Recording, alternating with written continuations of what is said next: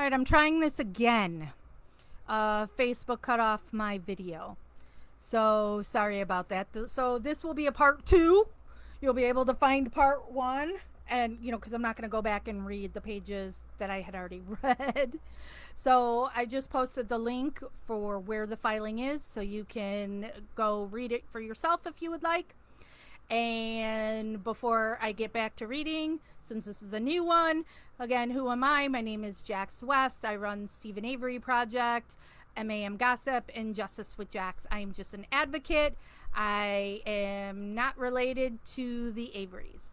So where I'm starting is we are on page 25 of 150. This is the brief that Kathleen Zellner filed back in October. Hello, Christopher. Back in October of 2019, and the state is due to respond to this brief on Friday. So we are going through reading this. I will be paying attention to this screen over here to what I'm reading, so I won't be looking at your comments, but we do have Stephen Avery Project moderators who are here, and so they will be here to answer your questions, and of course feel free to discuss as we go along. So, all right, back to reading. And thank you, who was it that messaged me? Christina, for messaging me, telling me I was freezing up. And then, all of a sudden my screen went black saying they were having trouble. So here we go. Back again. We are on page 25 of 150. This was filed, as I said, on October 14, 2019. So we start with B, the state's forensic evidence. The state's case against Mr. Avery was based almost exclusively on circumstantial forensic evidence. I would say doctored evidence. I know she can't. She's going the legal way, but sorry. Sometimes I just have to insert my personal in there and not be as professional. The critical facts related to the state's forensic evidence are as follows. November 5, 2005. Ms. Halbach's RAV4 was discovered on the southeast corner of the Avery property by 2 civilian searchers. Uh-oh. Christina says I'm still freezing up. On my end, it doesn't show freezing. At least right now it doesn't. Somebody comment and let me know if you can see me all right and hear me all right. Stupid connection, too. My weather is just fine here. I see people posting. Josefa from the UK and Stelina from Switzerland. Can anybody hear me?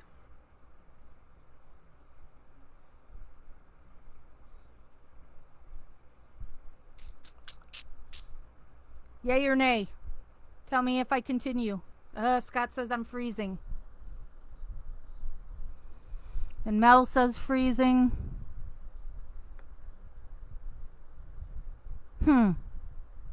Really bad. Should I see if I should try going in with another program?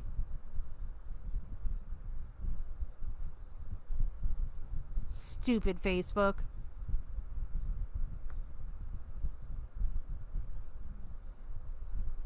I wonder if I'd have more luck on Zoom.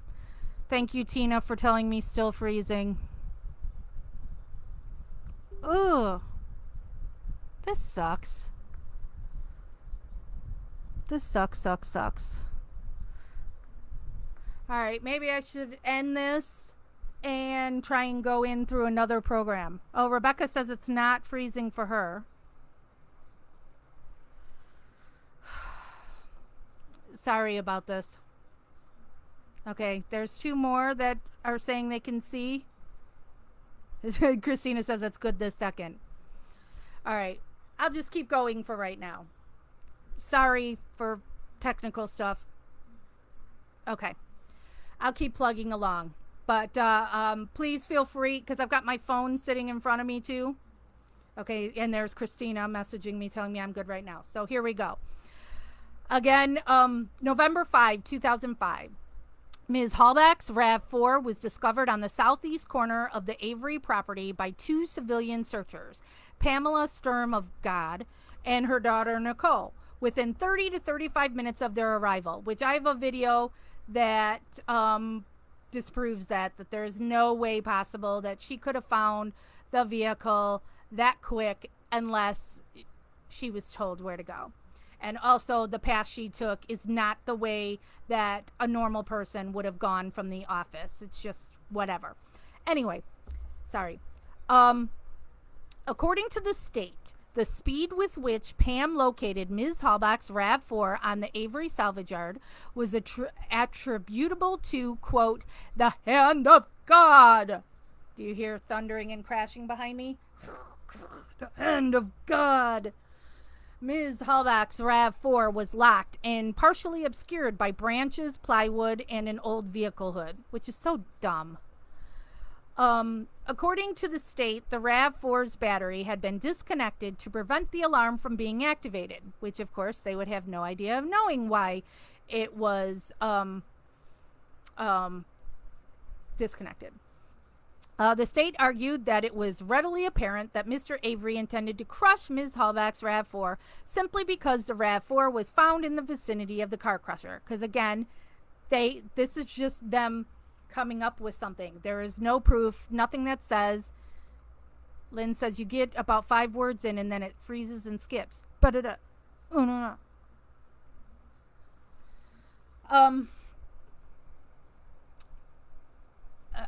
Also, the state contended that the RAV4 could not have been driven onto the Avery property from the Redont pit because of the 15 to 20 foot high berm immediately to the south of the RAV4, which would have prevented entry from the Redont pit onto the Avery property.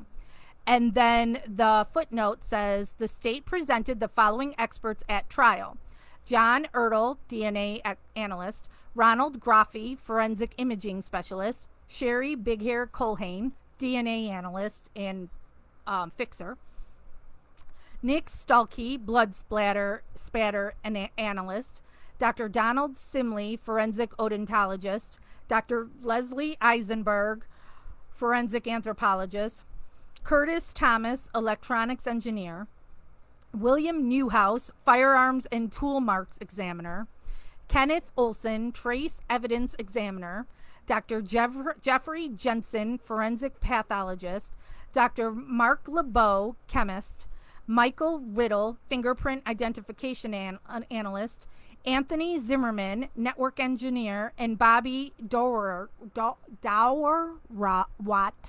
Cellcom technical support analyst. Gee, who's missing on there? Would it be the coroner? Anyway. November 6, 2005, Deputy David Siders found a tire rim in Mr. Avery's burn barrel. That's shocking to find at a salvage yard.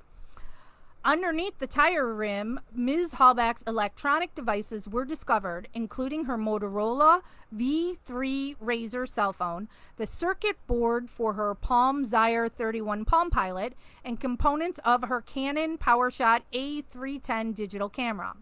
Inexplicably, there were unburned cans and unscorched foliage in the burn barrel. And also, it is not proven that any of those were actually Teresa Hallback's, but that's a whole nother subject. November 7, 2005, the Wisconsin State Crime Lab discovered 5 small blood drops in Ms. Hallback's vehicle. A DNA profile of Mr. Avery was obtained from these drops. November 8, 2005. Human bones, a tooth root fragment, and rivets from a pair of jeans were found in the burn pit behind Mr. Avery's garage, and a RAV4 key was found in Mr. Avery's trailer. After how many searches?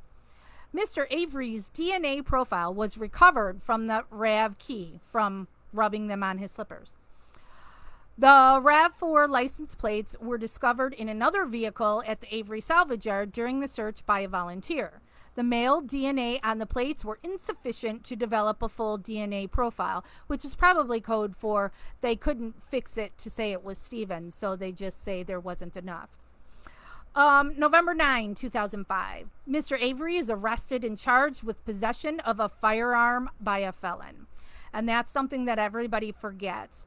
No matter what happened in the Teresa Halbach case, he was going to do time for Raleigh Johnson's gun being above the bed in the trailer. That's what they got him with right away.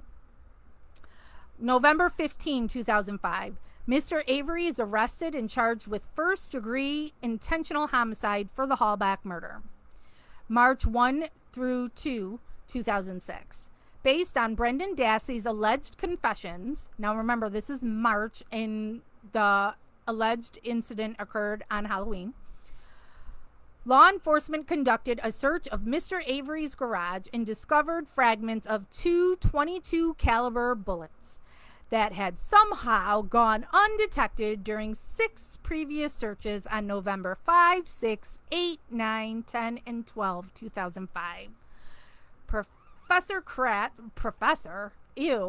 That's prosecutor, if even, Kratz held 2 press conferences where he disclosed in great detail Brendan's confession, which actually wasn't Brendan's confession. They were sick Kratz sexually deviant dreams. Ugh. March 8, 2006. The state filed an amended information adding the charges of sexual assault, kidnapping, and false imprisonment counts. April 3, 2006, a month later, the hood latch of the RAV4 was swabbed. May 8, 2006, Ms. Big Hair Culhane confirmed that the bullet had Ms. Halbach's DNA on it, and the profile developed from the RAV4 hood latch matched Mr. Avery's DNA, which we all know that the DNA on the magic bullet from Teresa Halbach came from chapstick that they took from her home and brought to Stevens. And that the hood latch is because one of their lab rats contaminated it. He was in Stevens Grand Am, and then he went to the RAV4 and did not change gloves. So he cross-contaminated. So next, June 15, 2006. The state attempted to interject 9 items of, quote, other X, unquote, evidence into its prosecution to corroborate the amended information filed on March 8, 2006. The 9 acts consisted of 2 alleged acts of physical violence